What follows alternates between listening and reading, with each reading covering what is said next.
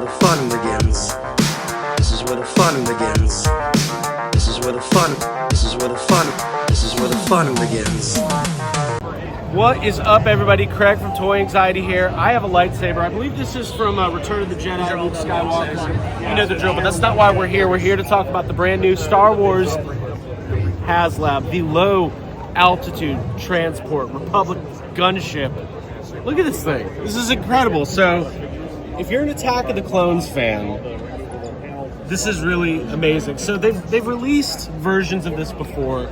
This is bigger, it's better, and I feel like we're in this time period now where the prequels are really, I don't know, more meaningful, more special. There's like a whole generation of people who grew up and want incredible prequel stuff, and now we're getting it. So let's take a closer look here. So obviously, incredible detailed and weathering. If you got the vintage collection Ghost HasLab, you know what a premium ship from Hasbro is going to look like. Now, I don't want to even get into whether or not, people are talking about the price, the value. We're not even going to talk about all that. Everyone can form their own opinions.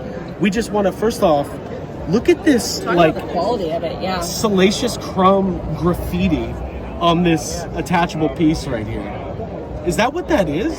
Yeah, absolutely. That's incredible. So if you take a look here where you see the clone trooper kind of popping out the side, you've got, just like the Ghost, you have detachable pieces where you can display it as the full ship, or you can display it where you have the clone troopers leaning out. You guys remember the Clone Wars, right? You remember when these guys descended on the Separatists, right?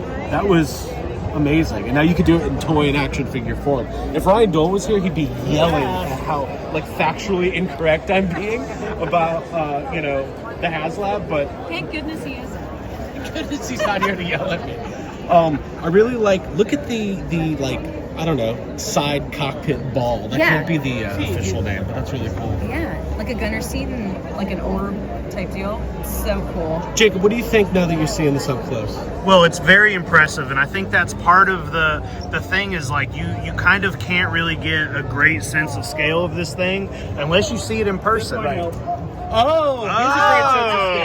Look at this. Okay, so this is the original, 2013 release? I think 2002 originally, but okay. then on and on and on. They've repainted it a couple times. Such a huge difference in these two toys. I would say it's not even like a comparable moment right here. Like the difference between this is a toy version. It's a toy. Yeah, it's a cute little baby version. It's exactly. A toy. Yeah, I described it earlier as the difference between Power of the Force 2 and where we are now with 100%. There's absolutely no doubting that. And I really think now this is great. This is not disparaging an original Hasbro release, but I do think there's an important moment for collectors where you kind of got to upgrade, and if the opportunity is there to get a bigger, better, more badass ship, then you do it. So obviously there's plenty of room in there for a ton of clone troopers.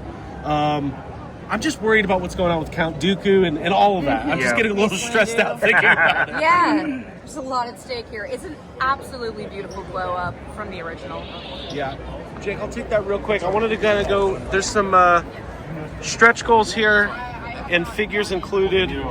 All the information's on the website, but you got the Clone Trooper pilot. I think that might come standard. And then you've got new Attack of the Clones carded characters, Coleman Trebor, Saci Tin, and Agent Kalor. I mean, these are not figures you would probably likely get as standalone releases these days. So look at that detailing in the back of the ship, though. That is really, really cool.